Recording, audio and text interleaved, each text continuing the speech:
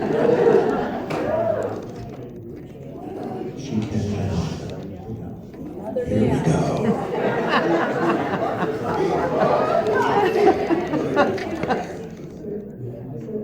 I'm myself. I want to introduce you to my brain. Her name is Stella. I named her, there are two reasons I gave her the name Stella.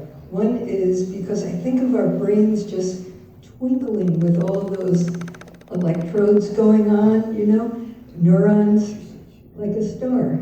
And the other reason is, remember in that Tennessee Williams play where that character is yelling out to the window, Stella! Stella! That's how I sometimes talk to my brain.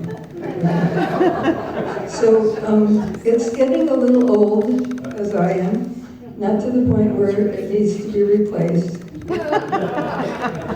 And it has the usual problems. You'll relate to this, I think.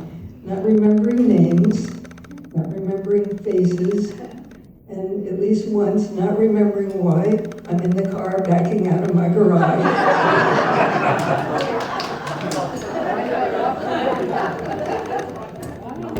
But I'm not going to talk about those normal problems. I'm going to talk about the comical things it does. You see, Stella, I'm trying to get a good relationship with her and understand her. And one thing is that when I'm hungry, she's hungry.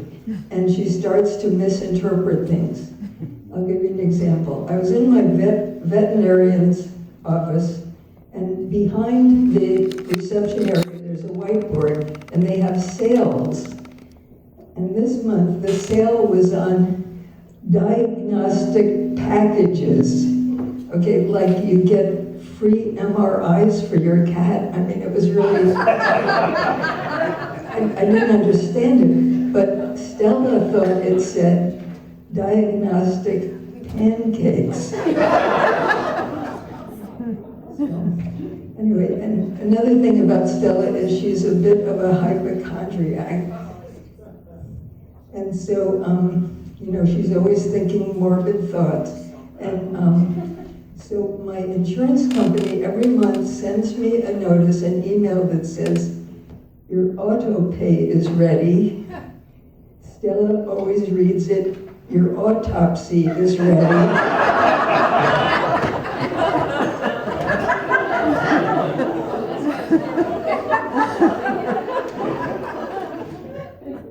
And then this is kind of sweet. Stella is very sentimental. My sister sent me a card that's for my birthday that said,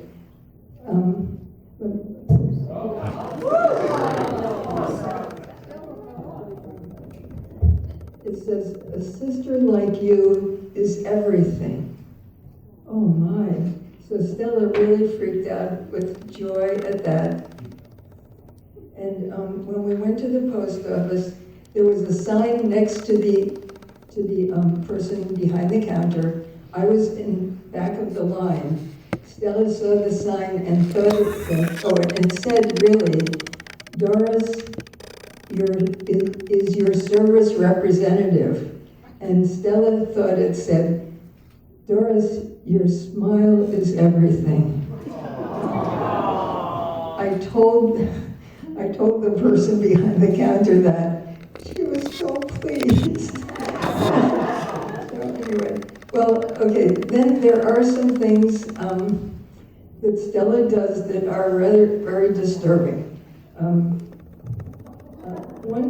One thing is she has attitudes and reactions that I have long since let go of, okay? And I'm trying to be patient with her. And what I realized was Stella was raised, she grew up in the 1950s, okay? She was raised by people who were teaching her things who grew up in the 1930s. That's our parents. They were raised by people who grew up in the 19 teens, yeah. And they quoted people grandparents of theirs who grew up in the 1890s. So Stella actually is she's sort of the 1890s model with periodic upgrades. So I try to be patient about that. Now, another thing though about, you see the problem. Sparkle's hard to keep. Another thing about Stella, and this is always a problem, she never shuts up. All the time. I don't even think I ever sleep without dreaming and without her, going on and on. So I thought, I do have a cat, some of you know this, and I thought, wouldn't it be nice if I could take my brain out and sit in a chair and put Stella on my lap and just the two of us be quiet like I do with my cat. So let's try it.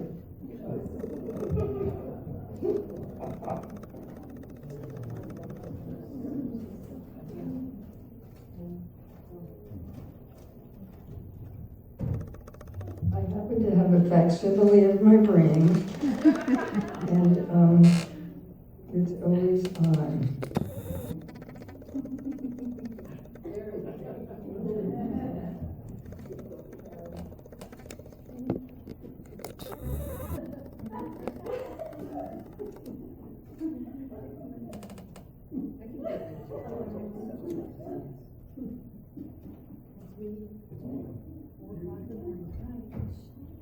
I think she's purring. Thank you so much. Good luck with everything.